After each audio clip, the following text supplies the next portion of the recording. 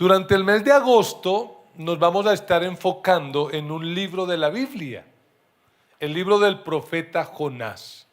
Así que si usted trajo la Biblia en el celular o en el papel, pues téngala abierta allí en el capítulo 1, porque hoy nos vamos a enfocar en el capítulo 1 del profeta Jonás. ¿Sí, amén? Pero antes de estudiar, me gustaría contarles una historia. Y esta vez se trata de un español que está a punto de morir. Está agonizando y al lado está su esposa. Y él le dice como sus últimas palabras: mira, cásate con Paco. Quiero que me prometas que te vas a casar con Paco. Y ella le dice: pero ¿cómo me pides esto? Si Paco es tu peor enemigo, al que más odias. Y él le dice: por eso, porque lo odio, quiero que también sufra como yo sufrí. Terrible, ¿no? Y es que, aunque no nos guste aceptarlo, vivimos en medio de una generación a la que parece que le encanta odiar. Personas que odian. ¿Conoce usted gente que se caracteriza por el odio? Y hasta que se sienten como orgullosos por ser así, llenos de odio.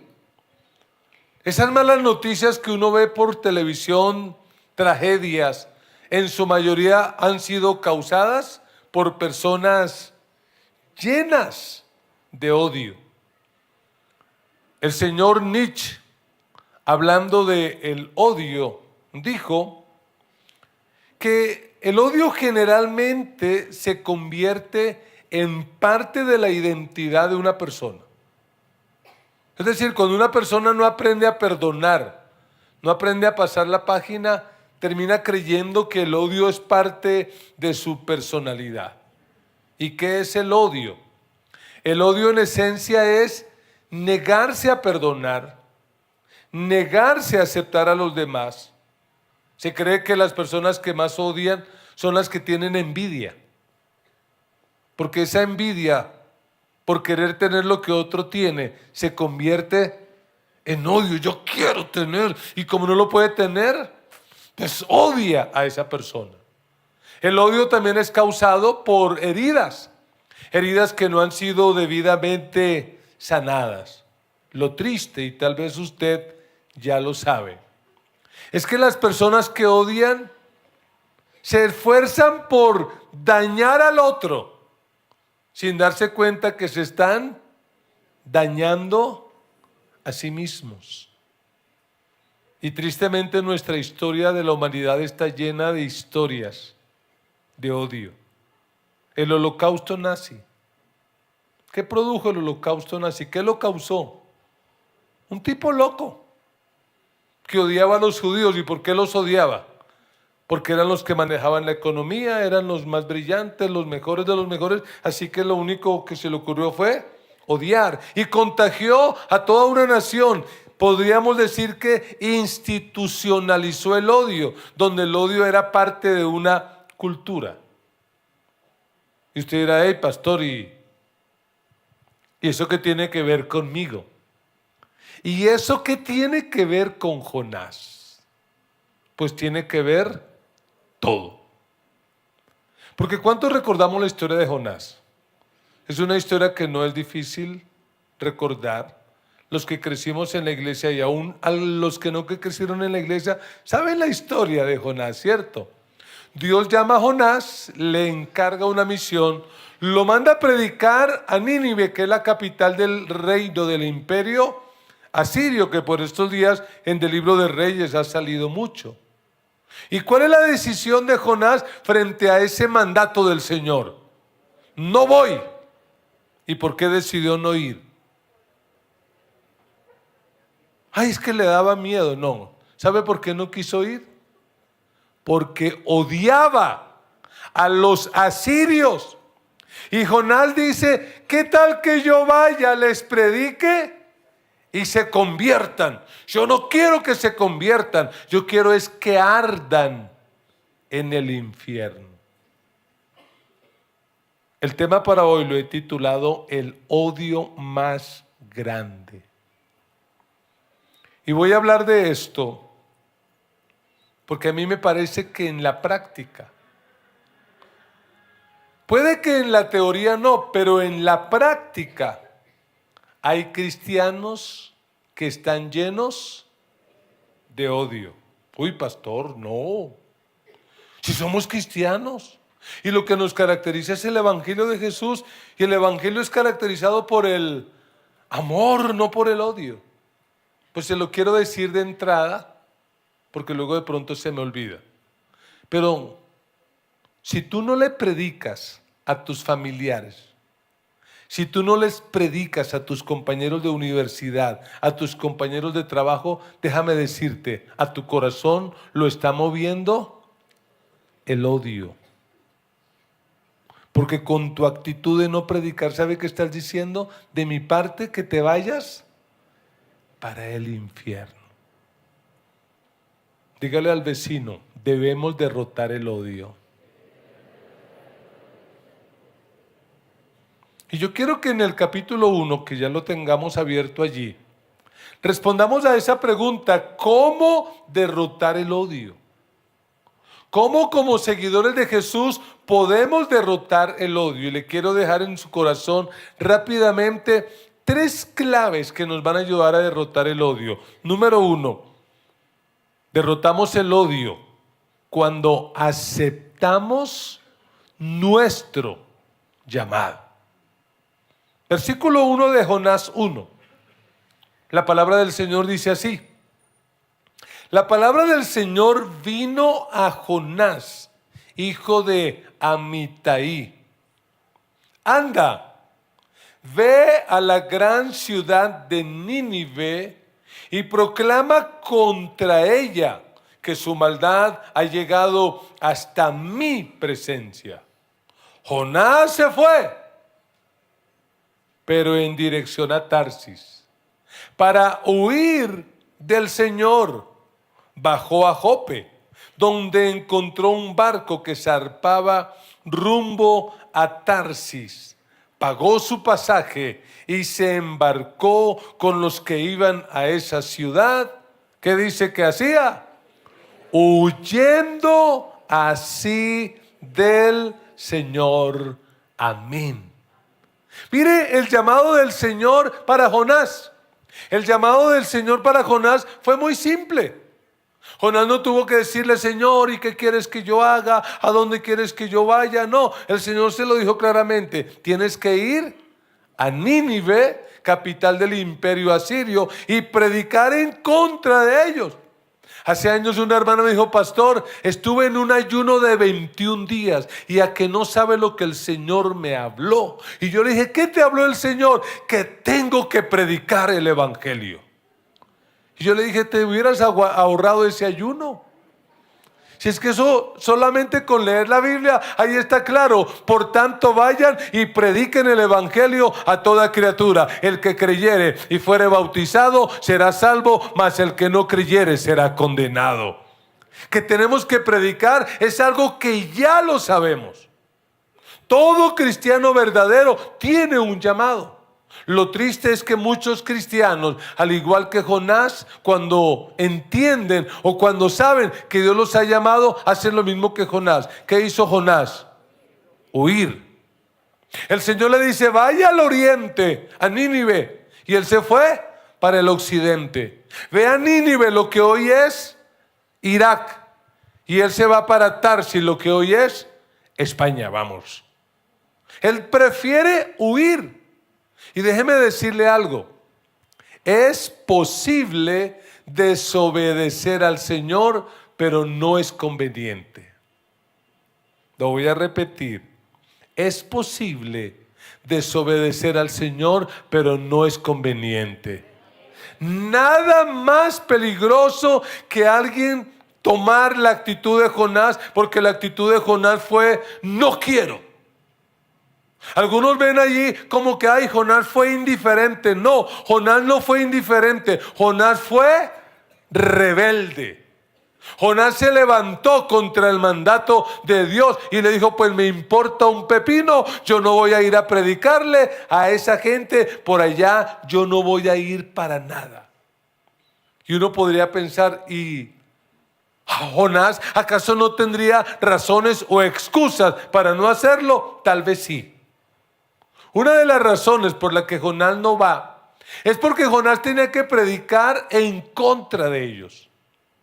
El mensaje que Jonás iba a predicar no era: oigan, sigan al Dios verdadero y les va a ir bien, sigan al Dios verdadero y van a tener plata en abundancia, van a ser sanados, todos los problemas se les van a arreglar. No. Según el capítulo 3, versículo 4, ¿qué tenía que predicar Jonás? Dice: Jonás se fue internando en la ciudad y la recorrió todo un día mientras proclamaba. ¿Cuál era el mensaje de Jonás? Dentro de 40 días Nínive será destruida. ¿Usted se imagina? Todo el día caminando. ¿Cuál era la predicación de Jonás? Dentro de 40 días Nínive será destruida. Jonás no quería ir porque tal vez le parecía que era algo impopular, como que no aguanta, como que no vale la pena. Y qué triste, pero hoy en día muchos púlpitos de cristianos, de iglesias evangélicas, se predica de todo menos del arrepentimiento.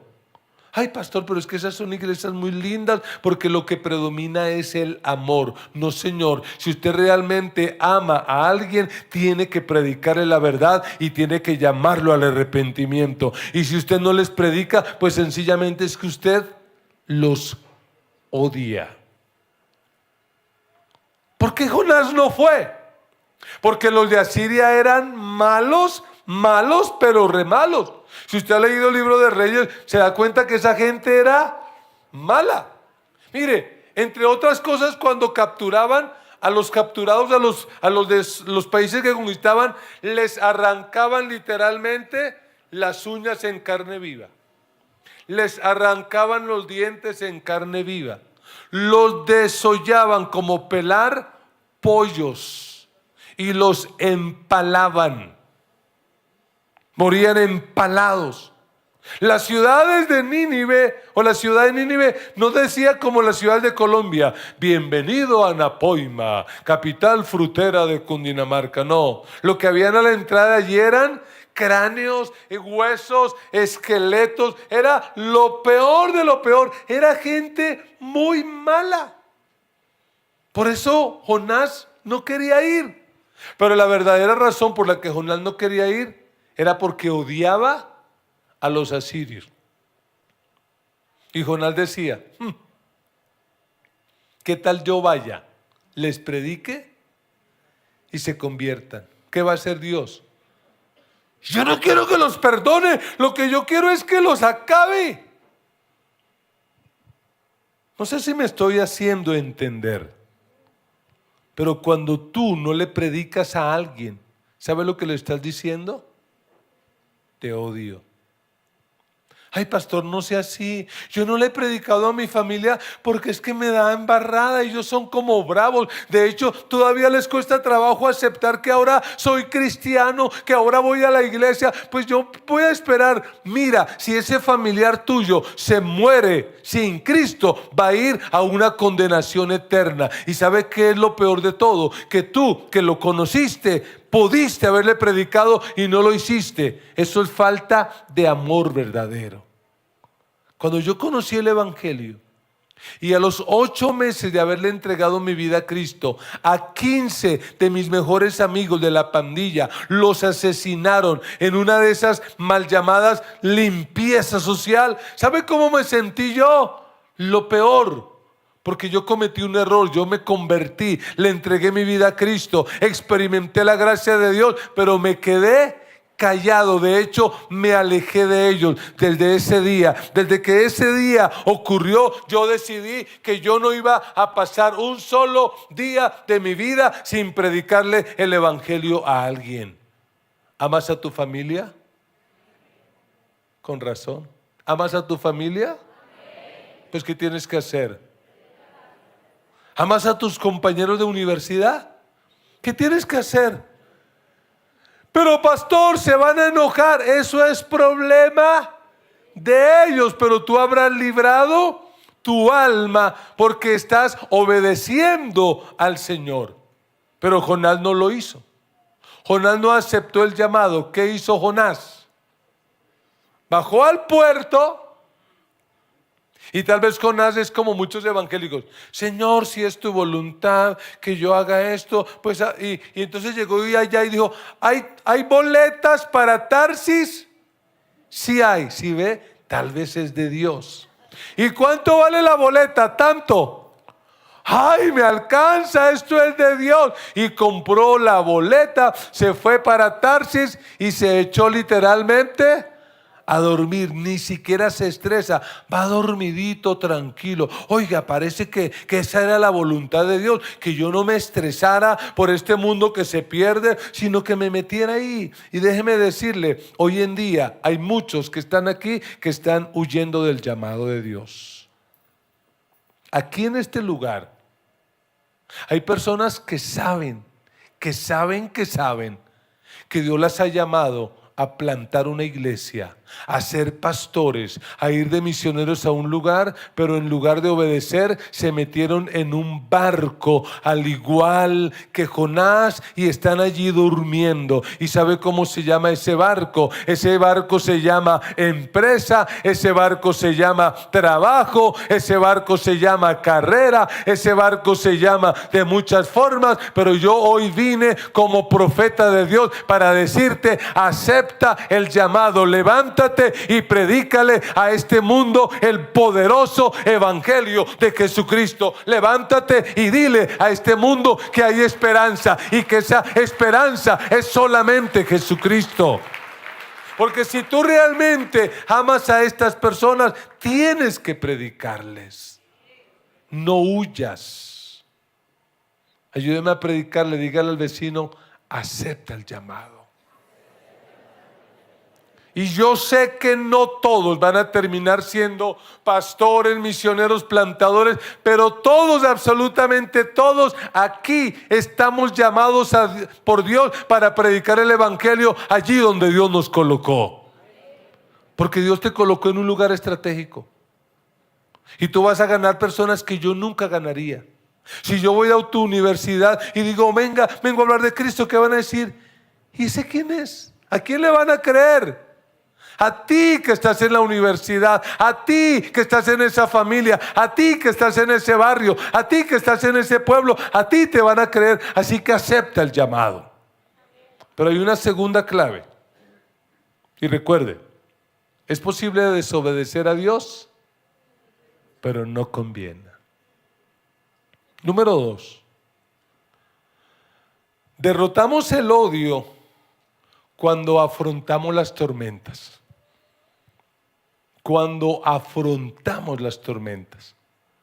Y este texto nos dice que de repente se desató una tormenta de la nada, ¿sí?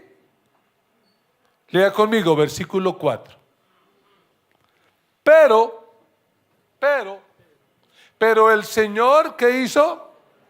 Lanzó sobre el mar un fuerte viento y se desencadenó una tormenta. ¿Qué dice? Tan violenta que el barco amenazaba con hacerse pedazos. Pregunto, ¿quién levantó la tormenta? El Señor. Porque a veces cuando enfrentamos tormentas, casi siempre cristianos piensan que esa tormenta la levantó el diablo. ¿Eso fue el diablo? No, en esta ocasión fue Dios. ¿Y por qué Dios la levanta? Porque quiere llamar la atención de Jonás y decirle, oye Jonás, por más que tú insistas en querer huir, no lo vas a lograr. Y lo que dice es que esta tormenta era tan terrible, pero tan difícil, versículo 5, que los marineros aterrados Y a fin de aliviar la situación, comenzaron a clamar cada uno a su Dios y a lanzar al mar lo que había en el barco. Jonás, en cambio, ¿qué hacía? Había bajado al fondo de la nave. ¿Para qué? Para echarse a dormir, digámoslo en colombiano. Oiga, qué tremendo. Esto es bien curioso. Porque los que no conocen a Dios, ¿qué están haciendo? Están clamando, oh Dios. ¿Y a qué Dios están clamando? ¿Al Dios verdadero? No, probablemente están diciendo, oh Poseidón, Poseidón, sálvanos del Dios del mar. Y claman, pero nada. Y el que sabe y conoce al Dios verdadero, ¿qué está haciendo? Yo creo que eso no necesita explicación, porque esa es la realidad del mundo de hoy. Mucha gente en su ignorancia, que no conoce al Dios verdadero, está clamando a este ídolo, a este otro ídolo. Mientras tanto, los que conocemos al Dios verdadero estamos amados. Tenemos que levantarnos y afrontar la tormenta. Tenemos que levantarnos y hacer algo diferente. Tenemos que cambiar nuestra actitud. El versículo 6 dice que el capitán del barco se le acercó a Jonás, porque tal vez digo, bueno, estamos todos aquí en cubierta, falta alguien. ¿Y qué le dijeron? Sí, hay uno por allá. Y dice, se acercó. ¿Y cuál fue la pregunta que le hizo? ¿Cómo puedes estar qué? Me gusta como lo dice la Reina Valera. ¿Cuál fue la pregunta en la Reina Valera? ¿Qué tienes, dormilón? Dormilón, durmiendo. ¿Y qué más le dice? Levántate, clama a tu Dios. Quizás se fije en nosotros y no perezcamos. ¿Cuál es la realidad del mundo hoy? La droga avanza. La ideología de género avanza. La destrucción del diseño original del matrimonio avanza. Todas las perversiones, el satanismo, el ocultismo avanza. Y mientras tanto, la iglesia, ¿qué está haciendo? Durmiendo. Escucha, iglesia, levántate y clama al Dios del cielo, porque el Dios del cielo puede cambiar tu tormenta y puede cambiar el destino de este país. Nuestro Dios sí puede, pero necesitamos levantarnos y clamar. Yo quiero decir esto con respeto, pero a mí me parece que no hemos entendido. No hemos entendido lo que significa ser cristiano. Y a veces creemos que ser cristiano es venir al culto y cantar por horas. Yo disfruto cantar para Dios, pero yo a veces digo, ¿de qué nos sirve tener toda una tarde cantando? 6 horas, 8 horas allí y cante y salte. Si salimos y no le predicamos el evangelio a nadie, no hemos entendido. Tenemos que enfrentar la tormenta de la vida. Y la mejor forma es enfrentar orando, clamando al Dios del cielo. ¿Sí amén o no amén? ¿Sí amén o no amén? Por eso dígale al vecino, afronte la tormenta. ¿Y cómo es que se afronta la tormenta? Orando. Pero pastor, tengo esta crisis. Pues empiece a orar, empiece a clamar. La Biblia dice, clama a mí y yo te responderé y te enseñaré cosas grandes y ocultas que tú no conoces. Esa tormenta es la oportunidad que Dios te está dando para que te entrenes en la oración y para que puedas ver milagros extraordinarios de parte de nuestro Dios Todopoderoso. Afronta la tormenta. Pero Jonás está durmiendo. Lo llaman y entonces cuando lo despiertan, en el versículo 7 dice, bueno, vamos a echar suertes para averiguar quién tiene la culpa de que nos haya venido este desastre. Y echaron suertes. Oiga, Jonás era de buena suerte, ¿o no era de buena suerte? Porque cuando llegó al puerto para buscar boleto para Tarsis, tan de buenas había. Y la plata le alcanzó, oiga, de buenas. Y ahora que echan suertes, y cayó. Oiga, si hubiera jugado el baloto se lo gana ese día. Qué buena suerte la de Jonás, ¿no? La suerte cayó sobre Jonás. Y entonces, pues empieza el interrogatorio. Le dicen, dinos ahora, ¿quién tiene la culpa de que nos haya venido este desastre? ¿A qué te dedicas? ¿De dónde vienes? ¿Cuál es tu país? ¿A qué pueblo perteneces? Cuéntanos. Y mire la respuesta de Jonás. ¿Qué dice Jonás? Soy hebreo y temo al Señor, Dios del cielo, que hizo el mar y la tierra firme. ¿Cuál fue la respuesta? Soy hebreo y temo al Señor. Si usted y yo hubiéramos estado allí, que hubiéramos dicho, sí, se le nota. Se le nota el temor a Dios. Si este tipo realmente temía a Dios, ¿qué debería estar haciendo? Predicándole a los de Nínive, pero no le tiene miedo. Y por eso es tan absurdo que aunque dice, es que creo en el Señor que hizo el mar y todo, pero ¿qué está tratando de hacer? Huir. Ya lo había dicho David. ¿A dónde? Huiré. Si subo al cielo, allí estás en la tierra. Yo no puedo esconderme de Dios. Jamás podré esconderme de Dios. Mire lo curioso. Yo soy hebreo y temo a Jehová. ¿No ha encontrado usted personas que hoy en día usted habla con ellas y qué dicen? ¿Ah, usted es cristiano? Yo también. Sin embargo, toman, fuman, fornican, adulteran, maltratan a la esposa, no pagan las deudas y aún así que dicen, no, yo también soy cristiano, hermano, aleluya. ¿Y qué dice la gente de alrededor? Pues si eso es ser cristiano, pues yo no quiero ser cristiano. Si eso es lo que hacen los cristianos, yo prefiero no ser cristiano. Pregunto, ¿Jonás tenía las palabras correctas, sí o no? ¿O dijo alguna grosería? ¿Qué dijo él? Soy hebreo y temo a Jehová. Y hay mucha gente que usted les habla y ¿cómo lo saludan? Hermano, el Señor le bendiga.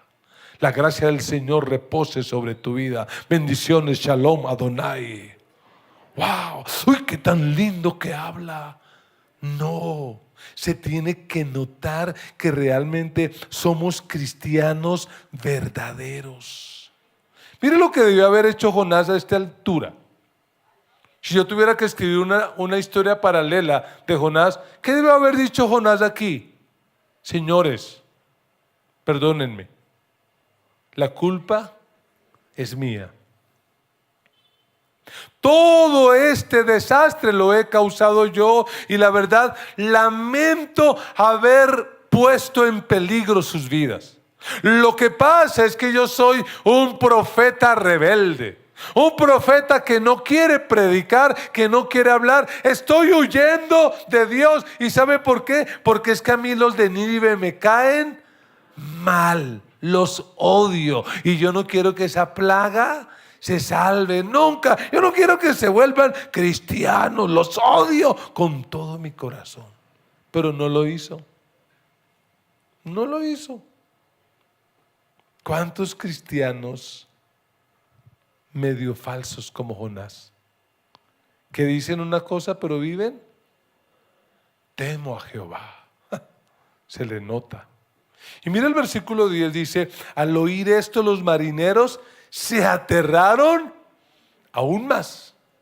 Y como sabían que Jonás huía del Señor, pues él mismo se los había contado, le dijeron, y entonces, ¿qué es lo que has hecho? Oiga, ¿usted en qué anda? ¿Por qué no le obedece a Dios? ¿Qué has hecho? Versículo 11, el mar se iba embraveciendo más y más, así que le preguntaron, ¿qué vamos a hacer contigo para que el mar deje de azotarnos? Mire, pausa. ¿Qué debe haber dicho Jonás? No se preocupen, yo aquí me arrepiento. Señor, perdóname por ser rebelde y no ir a predicarle a los de Nínive. Me arrepiento y hoy decido ir a predicarles. Amén. ¿Pero cuál fue la decisión de él? ¿Qué dijo él?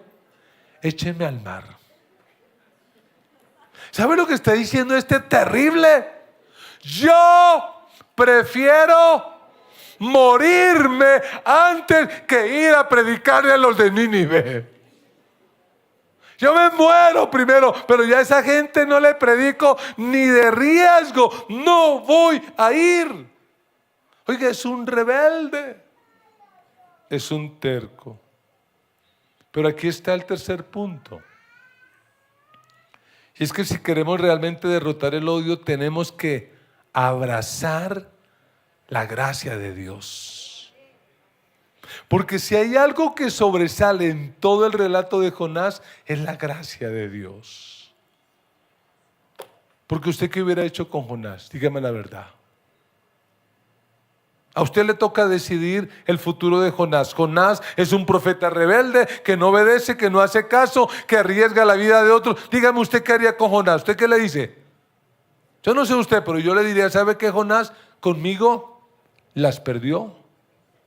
Yo no quiero en mi equipo profetas así, gente complicada, así que te vi, open the parch. Te vi, yo no quiero volver a trabajar contigo, no quiero saber nada de ti. Y sin embargo, ¿qué es lo que encontramos? Un Dios que tiene tanta gracia que ¿qué le dice a Jonás? Te voy a dar otra oportunidad.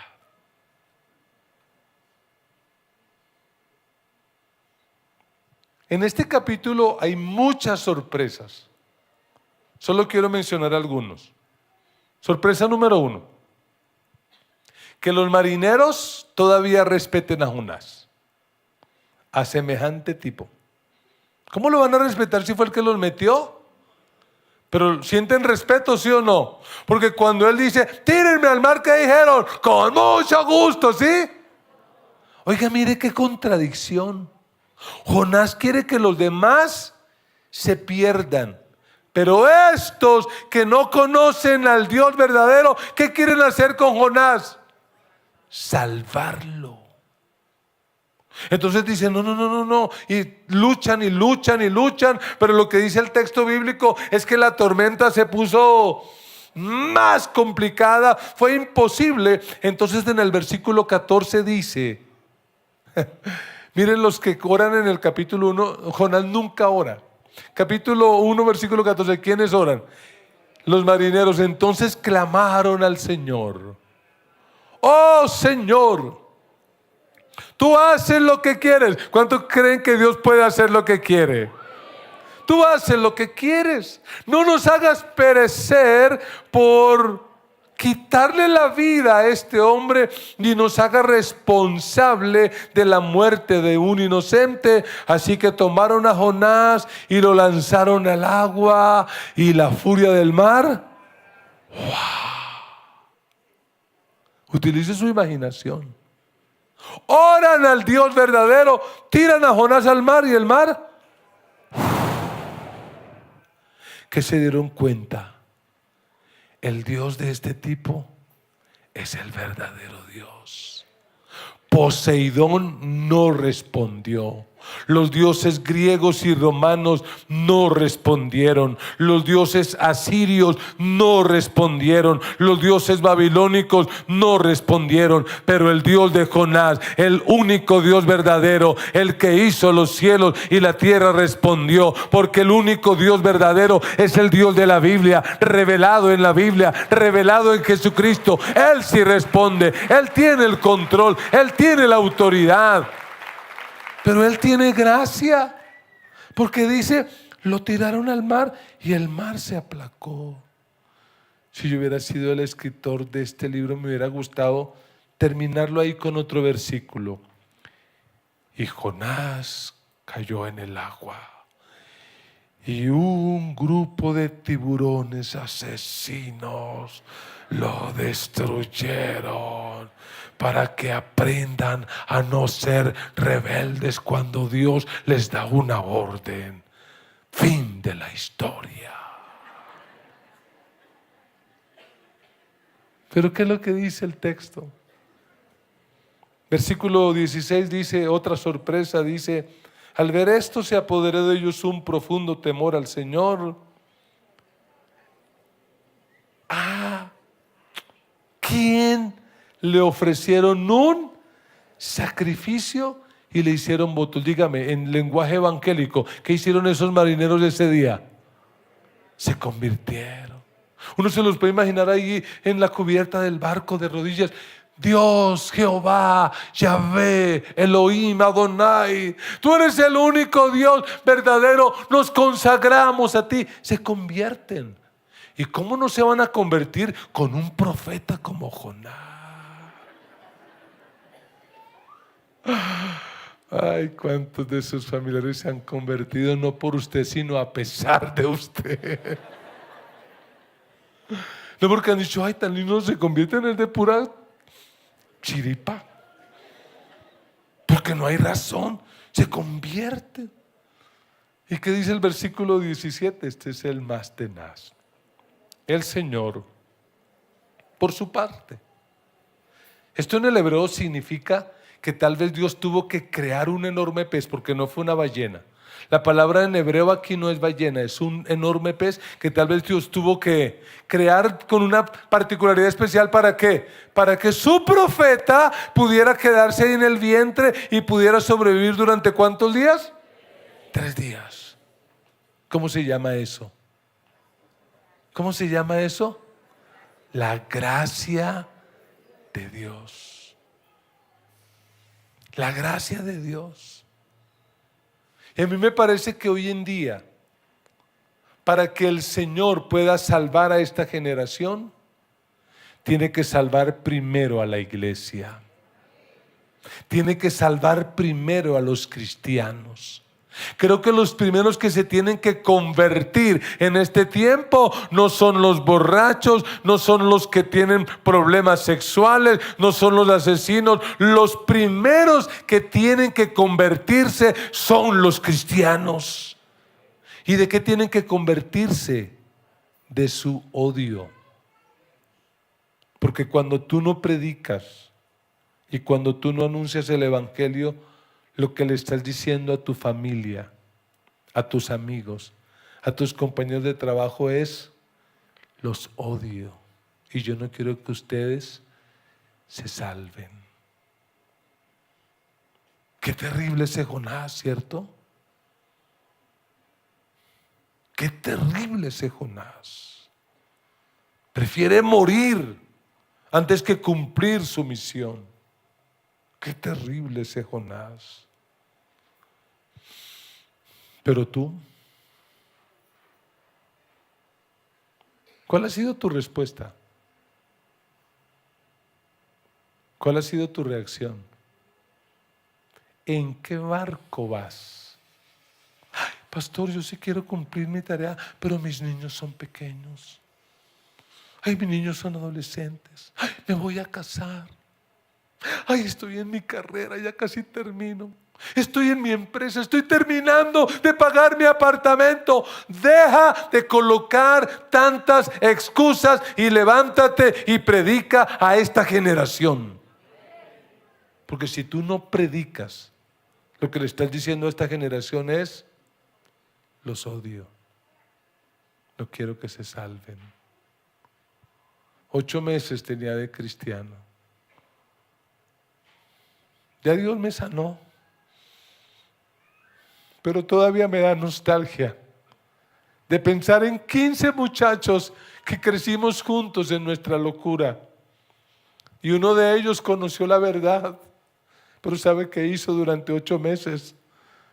Se quedó callado, no dijo nada. Y estos 15 murieron sin oír el evangelio, por lo menos de boca mía. Desde ese día yo dije, nunca más me quedaré callado. Y mi familia sabe, mi madre sabe, mi padre supo, mis hermanas. Desde ahí me volví un fastidioso predicándole a todo el mundo. ¿Sabe por qué? Porque si hoy estoy aquí predicando el evangelio, es porque desde los 11 años una evangélica fanática, llámela como quiera, una mujer llamada Edelmira, siempre que me veía me decía: Cristo te ama, Cristo tiene un plan para tu vida. Y yo le insultaba y le decía groserías, pero ella no dejaba de predicarme. Hay personas que tú puedes salvar y que solo se van a salvar si tú les predicas. Si tú les predicas. Tú me llevas allá y van a decir: ¿y ese calvito quién es? Pero a ti te van a creer. ¿Cómo respondes a la gracia de Dios? ¿Cómo respondes a la misericordia de Dios? Yo te quiero retar en esta mañana para que cambies ese gran odio por el gran amor,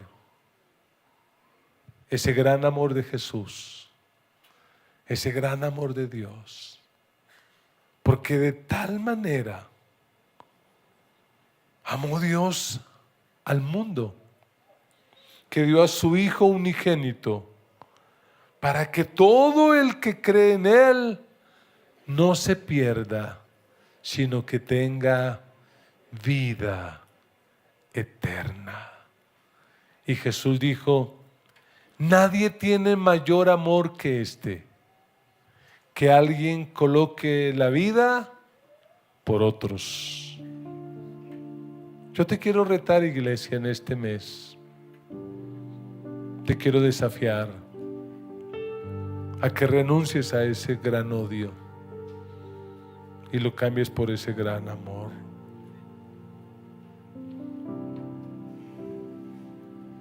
Cuando tú le predicas al que está a tu lado, ¿sabe en el fondo que estás diciéndole? Te amo. No quiero que te pierdas. No quiero que vayas a una eternidad sin Dios. Te amo. Te amo. Puede ser que pases como fanático, como loco, pero algún día esa gente te va a agradecer y te va a decir gracias, porque realmente fue lo mejor que hiciste. ¿Amas a tu familia? Predícales.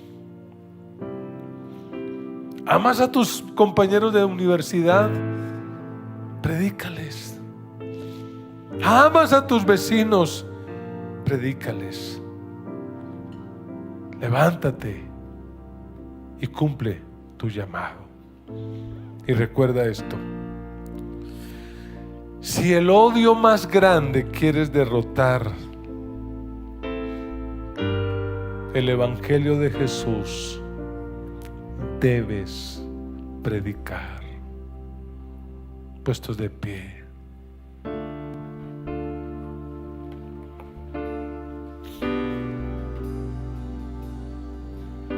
Heme aquí, Señor, envíame. Si te puedo servir, aquí estoy. En tus manos, Señor, como el barro soy, para que me hagas a tu imagen. Tómame. Levante sus manos y dígalo una vez más. Heme aquí, Señor, envíame. Si te puedo servir, aquí estoy.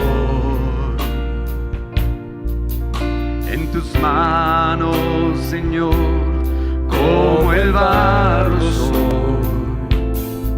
para que me hagas a tu imagen. Tómame. Dígalo: yo lo haré. Yo lo haré. Te obedeceré. reservas ni condiciones te seguiré. Yo lo haré, Yo lo haré, te obedeceré. te obedeceré. Sin reservas ni condiciones te serviré. Levante sus manos y hable con Dios. Tal vez la primera oración que tienes que hacer en esta hora es: perdóname, Señor. Perdóname porque sin darme cuenta estaba mostrando el odio más grande. No pensé que fuera tan serio, pero hoy que me doy cuenta te pido perdón. Perdóname, Señor, por mi rebeldía. Perdóname, Señor, por mi desobediencia. Perdóname, Señor, por no cumplir el llamado que me has hecho. Hoy te pido perdón. Perdóname. Y hoy levanto mis manos a ti y te digo: Señor, voy a cumplir mi llamado.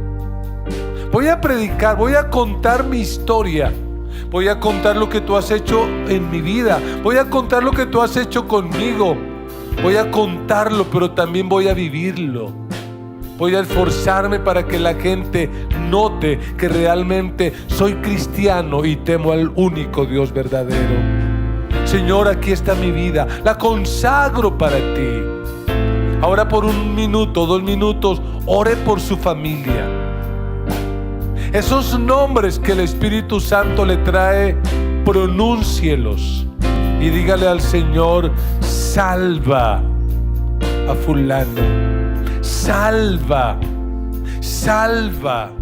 Señor, no permitas que estos familiares mueran sin conocerte. No permitas que estos vecinos, que estos amigos, compañeros de la universidad vayan a una eternidad sin ti. No lo permitas, Señor. Sálvalos, sálvalos. Yo te lo ruego en esta mañana. Sálvalos. Vamos, 1 minuto más. Ore, pronuncie ese nombre. Abra la boca y ore. Ore así como hicieron los marineros. Clamaron y Dios trajo salvación. Clame, clame y Dios va a traer salvación. Salvación a ese familiar, a ese hijo, a ese papá, a ese hermano, a esa hermana, a ese primo, a ese tío, a ese familiar que está lejos. Dios va a traer salvación. Aleluya. Señor, ten misericordia de nuestra familia y no permitas, te lo ruego, no permitas que mueran sin conocerte. Ayúdame, Señor, a anunciar el Evangelio con mis palabras y con mis acciones. Aquí estoy, Señor. Aquí estoy, Señor.